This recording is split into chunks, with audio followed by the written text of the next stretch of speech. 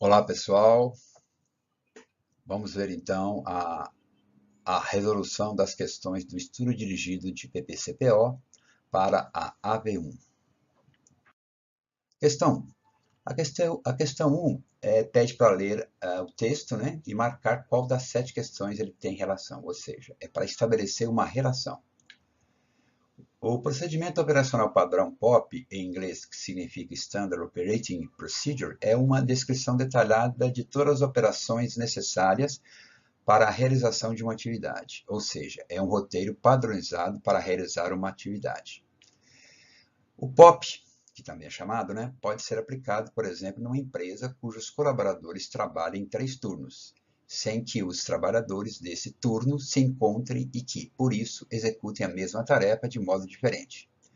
A maioria das empresas que empregam esse tipo de formulário possui um manual de procedimento que é originado a partir do fluxograma da organização. Então vejamos o que isso aí tem a ver com as 7 questões. Esse texto foi tirado da Wikipedia. Então, tem a ver com o que produzir? Não, não tem a ver. Por quê? O que produzir, quem estabelece é o marketing e o comercial, logicamente em parceria com o pessoal do PCP. Tem a ver com quanto produzir? Não. Por quê? Porque o quanto produzir é definido também pelo marketing e comercial, junto com o PCP. Onde produzir? Onde produzir é o local. Isso quem normalmente define é a área de engenharia da produção. E como produzir? Sim, esse tem a ver. Por quê? Um procedimento diz respeito a como fazer. O como fazer, nesse caso, é como produzir, ou seja, as instruções de como produzir. Em primeiro lugar, define-se o modo, a forma, né? O modelo de produção, que vai ficar entre toyotismo, melhor dizendo, Fordismo, Toyotismo ou Volvismo. Dentro desses 3, você tem as subdivisões, que vai estabelecer a forma de produzir em cada posto. Quanto produzir não tem nada a ver, né? Isso também é definido entre o marketing comercial e PCP. Com o que produzir é uma lista de materiais, né? Que vai dizer com o que produzir. E com quem produzir é a lista do pessoal que vai produzir o produto. Questão 2.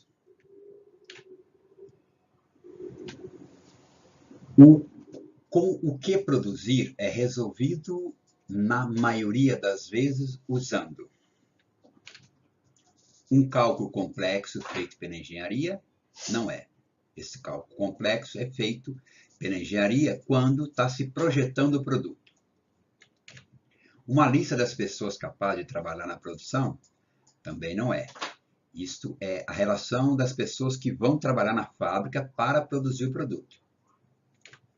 Uma lista dos locais onde se pode produzir? Também não. Isso aí é uma lista das plantas e das linhas de montagem que vai ser usada, que serão usadas para produzir o produto. Um cronograma detalhado das atividades de um período? Também não é. Finalmente, uma lista de materiais emitido pela engenharia. Questão 3. A Safety é uma empresa de médio porte localizada em Carapicuíba que fabrica sistema de segurança doméstico. Ela acabou de desenvolver um novo modelo com melhor desempenho. O gerente de projetos quer decidir se a Safety deverá comprar ou fabricar a fonte de alimentação desse sistema. Estão disponíveis os seguintes dados. Então, nós temos aqui uma tabela. Nós temos 2 tipos de operação: fabricar ou comprar. A quantidade para ambos é de 10.000 peças. O custo fixo para fabricar é de R$18.000. O custo unitário para fabricar é de R$8. O custo fixo para comprar é 0.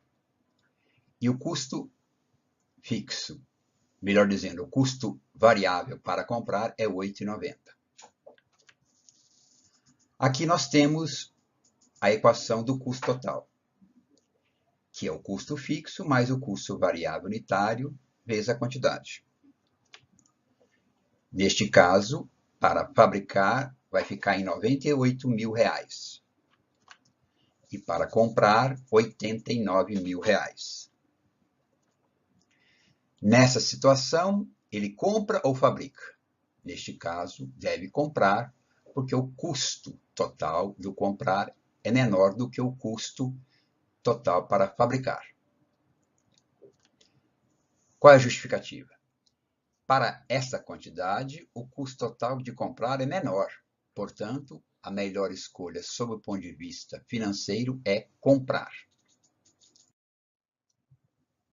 Questão 3b. Use os mesmos dados e calcule a quantidade a partir da qual vale a pena mudar de operação. Então, vamos ver. Para resolver esse problema, vamos lembrar de alguns conceitos. Então, eu tenho, do lado esquerdo, eu tenho a quantidade a ser produzida, em cada uma dessas é multiplicada por 1.000. Então, 0 é 0 mesmo, 2 é 2.000, 4 é 4.000, 6 é 6.000 e assim sucessivamente. O custo para fabricar é dado por essa expressão, ou seja, o custo fixo para fabricar mais o custo variável unitário para fabricar vezes a quantidade. Ao entrar com essa equação, para cada uma das quantidades, eu vou ter esses valores. O custo total para comprar é igual ao custo fixo para comprar, mais o custo variável para comprar, vezes a quantidade. Ao colocar isso usando as quantidades, eu terei esses valores.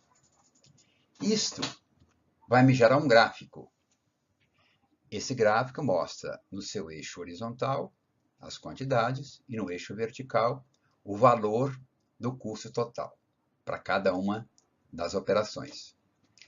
O gráfico, a linha reta é custo para fabricar e a linha laranja é o custo para comprar. Então, à medida que eu vou aumentando a quantidade, as retas vão se aproximando, até chegar ao ponto em que as retas se encontram, que é justamente nesse ponto. Este é o ponto, o custo para fabricar é igual ao custo para comprar, que vai dar o valor de R$ 178.000. Então, vejamos. Para eu resolver esse problema, eu preciso igualar as duas equações. A equação do fabricar e a equação do comprar. Agora, vamos substituir. Então, do lado esquerdo, o custo fixo para fabricar é 18.000. O custo variável para fabricar é R$ 8,00. E a quantidade é a nossa incógnita. Igualando, do outro lado, o custo fixo é 0 e o custo variável é R$ 8,90. E o Q é a nossa variável. Então, do lado esquerdo foi mantido os 18.000. E do lado direito foi subtraído 8,90 de 8. Ou seja, ficou então 8,90Q menos 8Q. Fazendo as contas, vai resultar em quê? Que 8,90 menos 8Q vai dar 0,9Q. Fazendo então as contas agora, eu vou pegar então 18.000, que está do lado esquerdo, e vou dividir por 0,9. Vai dar o meu valor, o quê? Ou seja, a minha quantidade, que nesse caso é 20.000. Questão 4. Analise o texto. Bill Pitt, aquele cara super carrancudo, né, da fábrica, vice-presidente da divisão Único, chega um dia na fábrica de Barrington e requer a Rogo informação cerca do pedido de 41.427 peças. Ninguém parecia saber nada sobre ela. A ordem parece ser grande e importante. O cliente alega ter reclamado, já que tem 7 semanas de atraso. Um par de semanas atrás, Rogo reuniu-se com Jonah no aeroporto. Jonah foi seu professor de matemática anos atrás e agora é dedicado à ciência das organizações, especialmente aquelas que estão na área da produção.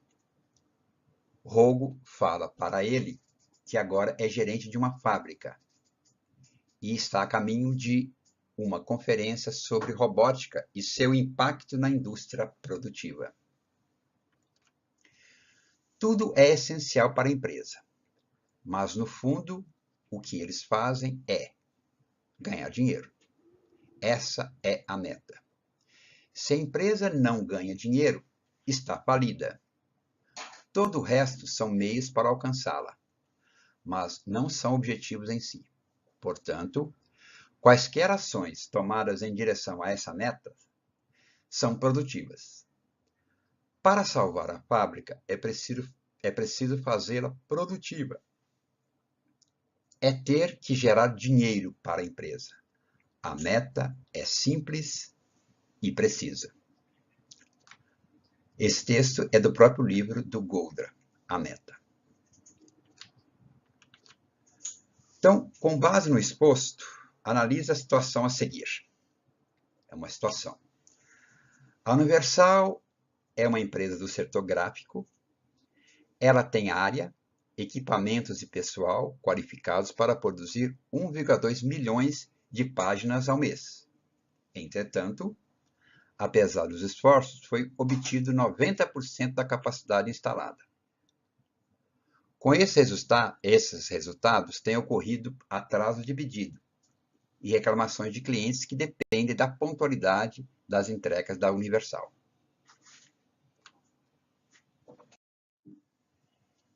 Questão 4, ainda. Em relação às lições de Goldratt, avalie as afirmações a seguir. A meta é atingida quando se obtém o menor custo unitário em cada fase do processo e a efetiva transferência dos produtos para o estoque. Essa afirmativa é incorreta, porque não basta você ter custo unitário em cada fase e transferir depois para o estoque, né? O que importa é que o conjunto tenha menor custo. E, logicamente, só transferir para o estoque não basta. O estoque tem que ser escoado. A primeira etapa do processo de melhoria contínua é a identificação do ponto de estrangulamento do processo, que pode ser facilmente constatada ao perceber em qual dos processos não há acúmulo. O problema aqui é o não. Se retirar o não, fica verdadeira. Mas com o não, ela fica falsa, porque você descobre aonde é o ponto de estrangulamento, onde há acúmulo. A meta é obtida quando se consegue maior eficiência em cada máquina isoladamente. Ao fazer isso, a eficiência de todo o sistema é maximizada. Essa afirmativa é incorreta, porque não é tendo a eficiência de cada máquina isoladamente que se obtém a eficiência de todo o sistema. A eficiência de todo o sistema não depende de cada uma isoladamente, e sim a interação entre elas, o conjunto todo. Portanto, ela é incorreta. Explorar o ponto de estrangulamento consiste na observação cuidadosa, coleta de dados e a solução do problema do gargalo. Essa afirmativa ela é correta, porque é justamente a primeira fase, né? A fase de observar o local, coletar dado e, com base nisso, a solução do problema do gargalo. Portanto, ela é correta. Então, podemos afirmar. A, um apenas. Não, está errada. 2, desculpa, B, 2 apenas. C, 1 e 2 apenas. Está errada. D, 4 apenas. E E, 4 apenas é que está certa. E E, estão todas certas? Não, apenas a quarta está correta. Questão 5. Descreva as características predominantes do Fordismo, Toyotismo e o Volvismo. Aqui a ideia é trazermos para cada um desses espaços a essência de cada um. Ou seja, se alguém perguntar para você o que é o Fordismo, o que é o Toyotismo e o Volvismo, o que você falaria? Então vamos lá. Primeiro, o Fordismo.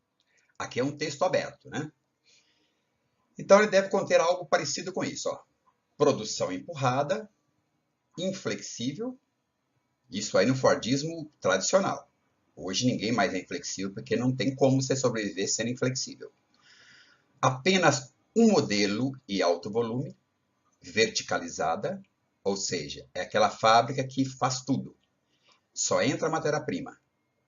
Na primeira fábrica da Ford, entrava ferro, minério de ferro, para fazer o aço e depois as peças, né? Entrava areia para fazer o vidro e entrava a borracha. E do outro lado saía carro. Dando continuidade, então, também é produção contínua, nenhuma valorização do capital intelectual, não se dava importância para o conhecimento das pessoas, as pessoas eram tratadas como máquina. E a organização, como as pessoas eram tratadas como máquina, a organização também são vista como máquina, era vista como máquina. Toyotismo agora. Produção enxuta, produção puxada também é enxuta, né? Enxuta porque ela só usa aquilo que é estritamente necessário. Você vai numa fábrica da Toyota ou alguém que tenha utilizado o sistema Toyota de produção, a fábrica é enxuta mesmo, só tem lá dentro o que precisa. Então, produção puxada é aquela em que a produção só ocorre quando tem demanda. Ela é flexível, isso nasceu em função das características do mercado japonês, que tinha características bem peculiares, e aí diversos modelos e pouca quantidade, ou seja, são lotes pequenos de modelos diferentes. Horizontalizada, ou seja, a Toyota e outros mais, eles preferem, no sistema de Toyota de produção, considera que terão parceiros que vai montar, os parceiros vão montar os conjuntos, caixa de câmbio, banco, tudo é feito fora por um parceiro. Depois é só entregue lá na linha de produção da Toyota. Eu falei isso aí, mas pneu, tudo isso aí entra na linha de produção da Toyota na medida do necessário. Aqui não foi falado, mas também temos que falar sobre o just in time. Produção comparadas para mudança de setup, ou seja, mudança de ajuste, né? Mudança de ajuste. Troca-se o dispositivo, precisa fazer os ajustes rápidos.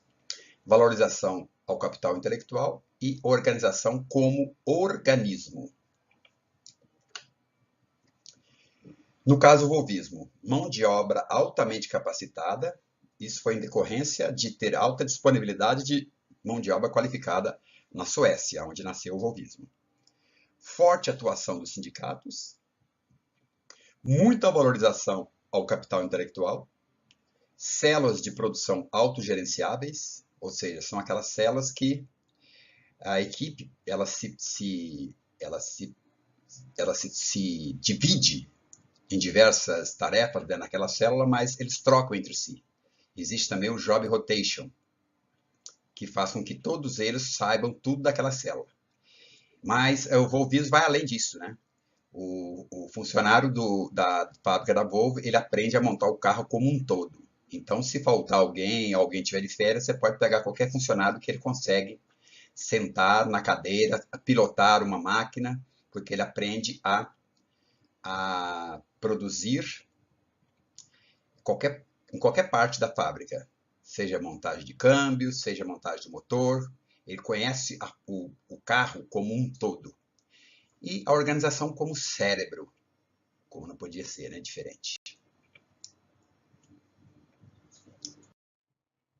Questão 6. Ela é dividida em A, B, C e D. Aqui nós vamos calcular a capacidade instalada mensal. Então, considere os dados seguintes e calcule. Nesse caso, a capacidade instalada mensal. Considerando que temos 20 funcionários, com a produtividade de 15 montagens por hora, jornada de 8 horas e dias trabalhados por mês, 21. Então, vejamos. A fórmula é esta. Número de funcionários, vezes a produtividade, vezes a jornada, vezes dias úteis. Substituindo, então, temos 20 funcionários, vezes 15 montagens por funcionário, vezes 8 horas, vezes 21. Isso vai resultar em uma capacidade instalada de 50.400 unidades. Questão 6b. A ideia aqui agora é calcular a ociosidade da fábrica se ela estiver produzindo 40.320 por mês. Então, aquela capacidade total que ela consegue produzir não está sendo totalmente utilizada. Então, vamos ver aqui a ociosidade. A ociosidade é o primeiro que nós vamos calcular, né? Ela é 100 menos a taxa de ocupação. Então, nós temos que calcular a taxa de ocupação. Taxa de ocupação nada mais é do que a produção corrente, ou seja, a produção que está ocorrendo naquele momento, que é 40.320, dividido pela produção possível, ou seja, a produção máxima, que é os 50.400. Fazendo a substituição, 40.320 dividido por 50.400 vezes 100 vai dar uma ocupação de 80%. Consequentemente, a ociosidade vai ser 100 menos 80%, que vai dar 20% de ociosidade.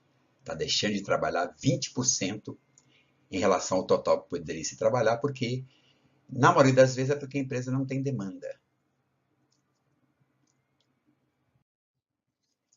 Questão 6c. Dando continuidade, então, agora nós vamos calcular qual é a capacidade efetiva da fábrica se ela estiver produzindo 40.320 por mês, mas com um refúgio de 2.000 peças por mês. Ou seja, está havendo uma perda de 2.000 peças. Vejamos, então. Para lembrar, né, para quem assistiu a aula, vai lembrar que tinha lá um caminhãozinho deixando claro que o que realmente sai é o que importa, né? Se nós estamos produzindo 40.320, mas com refúgio de 2.000 peças, significa que efetivamente nós vamos entregar um valor menor. Vejamos então como calcular. Capacidade efetiva nada mais é do que a produção corrente menos o refúgio ou perdas. Neste caso, substituindo então, a capacidade efetiva vai ser 40.320, que é o que se está produzindo, só que perdeu 2.000 peças. Portanto, a capacidade efetiva é 38.320 peças. Questão 6d. Agora é a hora de calcular a eficiência da fábrica. Quão eficiente ela está sendo? Nós estamos produzindo 40.320, mas na verdade estamos perdendo 2.000 peças. Qual deve ser a eficiência dela então? Então, eficiência é a capacidade efetiva dividida pela capacidade corrente. Ou seja, a corrente é 40.320, aquela que está ocorrendo naquele momento. Então, substituindo, a eficiência então vai ser 38.320 dividido por 40.320. Ou seja, a eficiência é de 95%. Questão 7. Também é dividida em A e B. Aqui nós temos a seguinte situação. Nós temos os seguintes dados, então pede-se para se calcular o índice de absenteísmo. considerando que tem 20 funcionários, tem 296 horas de atraso, 5 dias de faltas, 21 dias por mês, uma jornada de 8 horas por dia. Então, vamos ver. A fórmula para calcular o absenteísmo é faltas mais atraso, dividido pelo número de funcionário, vezes dias úteis, vezes jornada. Substituindo, então, temos índice de absenteísmo é igual a 5 vezes 8. Por que 5 vezes 8? É mudando, melhor dizendo, calculando em horas. Então, nós temos em cima, então, nós vamos ter 5 vezes 8, que vai dar 40. Mais 296, que são os atrasos. E embaixo nós temos o produto entre número de funcionários, quantidade de dias, que são 21, e horas por dia, que são 8. O índice de absenteísmo, então, vai ser, em cima ficou 40 mais 296 e embaixo 3.360, hora homem. O índice de absenteísmo, então, vai ser a divisão entre 336, que é justamente a soma de 40 mais 296, dividido por 3.360. Isso vai resultar no índice de absenteísmo igual a 10%. Questão 7b. O que se pede agora é horas de atraso, caso a empresa tenha como meta atingir 5% de absenteísmo. As faltas devem ser mantidas em 5 dias. Então, as faltas não se mexem. Então, vejamos. O índice de absenteísmo, já conhecemos a fórmula. Então, nós vamos apenas agora substituir os valores. Então, nós temos assim, ó, 5% vai ser igual a 5 vezes 8, que é os 40, né, correspondente às faltas de 5 dias, mais x, que é os atrasos que ainda não sabemos. E embaixo nós temos o produto entre o número de funcionário, o número de dias por mês e o número de horas por dia. Então, o 5% é a mesma coisa de 0,05. Então, o 5% foi substituído por 0,05. Do outro lado, ficou do mesmo jeito. Apenas substituir o 5 vezes 8, que dá 40. Mantive o x e mantive o denominador, que é... Mantive não, eu calculei o denominador, que é 3.360. Então, o 3.360 que está dividindo no segundo membro, ele passa para o primeiro multiplicando. Então, 0,05 vezes 3.360, que estava no denominador, agora veio para cá multiplicando. Então, multiplicando 0,05 vezes 3.360, vai dar 168. Isso vai ser igual a 40 mais x. Mas eu não quero 40 mais x, eu quero o x só. Então, o x vai ser 168 menos 40, que vai resultar em 128 horas de atraso. Questão 8. Considere os dados seguintes e calcule o custo total unitário quando se produz 50.000 peças. Então, do lado esquerdo, nós temos nossos custos fixos mensais. Salário mais encargo, energia elétrica, água e aluguel, com seus respectivos valores. Do lado direito, nós temos nossos custos variáveis unitários, ou seja, matéria-prima, mão de obra e gastos industriais de fabricação. Do lado esquerdo, que são os custos fixos mensais, somando tudo vai dar 450.000. Ou seja, a fábrica tem um custo fixo, estando produzindo ou não, de 450.000. Do lado direito, somando tudo, vai dar 141, que é a soma de matéria-prima, mais mão de obra e mais gastos industriais de fabricação. O custo total unitário tem uma fórmula, que é o custo fixo mais custo variável unitário vezes a quantidade. Tudo isso dividido pela quantidade. Substituindo, então, nós teremos, então, o custo total unitário igual a 450.000, que é o custo fixo, mais 141, que é o custo variável, a soma de todos os custos, vezes 50.000. Tudo isso dividido por 50.000. Então, o custo total unitário, ao fazer o cálculo, vai dar R$ 150 por peça. Aqui é apenas uma curiosidade, né? O custo variável da direita é 141.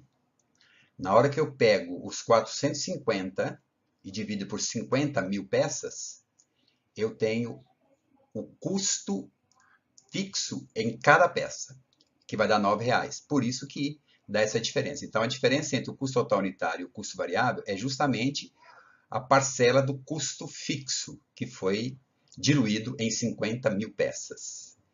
Por isso que a gente diz que quanto maior a produção, menor vai ser o custo, porque você dilui o seu custo fixo. Questão 9.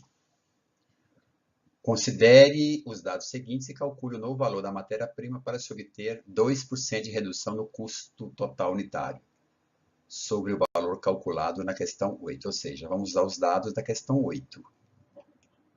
Então, aqui a incógnita é o valor da matéria-prima. Ou seja, quanto deve ser o valor da matéria-prima para que a gente consiga 2% de redução no custo total unitário. Esse é um problema bem peculiar que nós, como administradores, enfrentaremos. Então, os totais são, do lado esquerdo, o custo fixo, que não mudou, e do lado de cá, nós não sabemos qual é o total, porque nós temos a incógnita de matéria-prima. Somente depois que calcular que a gente vai saber. A fórmula é a mesma. E aí, então, o valor do custo total unitário com 2% de redução é 150 vezes 0,98, que é a mesma coisa de tirar 2% em 150, que vai resultar em 147. Então, é este valor que eu estou perseguindo. É este valor que eu quero, e eu quero mudar na matéria-prima para obter este valor. Então, substituindo, temos. De um lado, então, nós temos o 147, que é o valor que a gente está buscando, é a nossa meta. E aí nós temos, então, o custo fixo de 450 mil, mais o custo variável unitário, que nós não sabemos, vezes 50 mil, tudo isso dividido por 50 mil. Como o 50 mil está dividido no segundo termo, eu passei ele para o lado esquerdo, multiplicando. Então vai ser 147 vezes 50 mil, tudo isso igual a 450, mais o custo variável unitário, que a gente não sabe, vezes 50 mil. Do lado esquerdo, ao multiplicar 147 por 50 mil, a gente obtém 7.350.000. Do outro lado, a gente manteve a mesma coisa. Não mudou nada por enquanto. Agora, os 450 mil que está do lado direito, ao passar para o lado esquerdo, ele vai subtraindo. E aí, então, ficou os 7.350.000 menos 450 mil, que vai ser igual ao custo variável unitário, vezes 50. Do lado esquerdo, então, ao subtrair 7.350.000 menos 450 mil, vai dar 6.900. Isso vai ser igual ao lado direito, que não foi mexido em nada. Então, os 50 mil que está multiplicando, ele vai para o outro lado dividindo.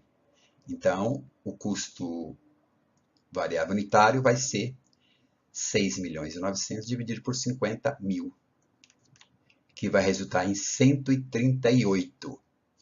Então, nós já sabemos qual é o total daquela parcela lá, melhor dizendo, daquele custo total. Então, a matéria-prima, que não sabemos ainda o valor, mais 20 reais, mais 30 reais vai dar 138.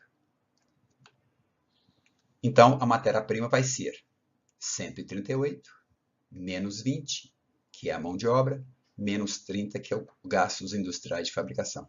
Isso vai resultar em matéria-prima igual a 88. Ou seja, se eu pegar agora 88 mais 20 mais 30 vai dar 138. Questão 10. Considere que não foi possível reduzir o valor da matéria-prima da questão 9. Sendo assim, optou-se por reduzir na mão de obra. Então, calcule o novo valor da parcela, salário mais encargos, para obter a mesma redução de 2% no custo total unitário. Então, aqui a incógnita é salário mais encargos. Então, vejamos. Aqui nós não temos como obter os totais, né? Porque o total, melhor dizendo, dos custos fixos mensais, porque nós não temos a parcela salários mais encargo. Do lado direito, nós temos o valor original, que é de 141. Neste caso aqui, a matéria-prima manteve-se no mesmo valor original, porque a ideia aqui é calcular qual é o salário mais encargo para conseguir aquela redução que queremos de 2%. Então, a fórmula é a mesma, e o custo total unitário que nós queremos atingir é de 147, que corresponde a 2% do custo total original. Então, substituindo, temos, como nós queremos 147, ele foi colocado do lado esquerdo, que é o valor que nós queremos. O restante da fórmula foi só uma substituição. Neste caso aqui, a incógnita é o custo fixo inicialmente, para depois, então, nós chegarmos no salário mais encargos. Então, aqui foi substituído. Então, custo fixo mais 141, que é a soma dos custos variáveis, né? Vezes 50 mil, que é a quantidade. Tudo isso dividido por 50 mil. Aí, os 50 mil que está do lado de cá dividindo, ele passa por lado de lá multiplicando. Do lado direito, então, fica o custo fixo mais 141 vezes 50 mil, que é a quantidade. Fazendo a multiplicação, do lado esquerdo dá 7.350.000. Vai ser igual o custo fixo mais o produto de 141 vezes 50 mil, que é a quantidade. Então, o custo fixo vai ser 7.350 menos 7.350 não, 7.350 menos 7.050.000. Isso vai resultar num custo fixo de 300 mil reais. Então, nós já sabemos que a soma vai dar 300 mil reais. Mas não sabemos ainda o salário mais encargos, mas já sabemos a soma. Então, o salário mais encargos vai ser a soma que deu 300 mil, menos 10 mil da energia elétrica, menos R$ 1.000, que é da água, menos o aluguel do galpão. Fazendo a conta, nós vamos ter, então, um resultado final de 279 mil, que é o valor de salário mais encargos, para resultar numa redução de 100 para R$ 147 cada uma das peças, ou seja, com uma redução de custo de 2%.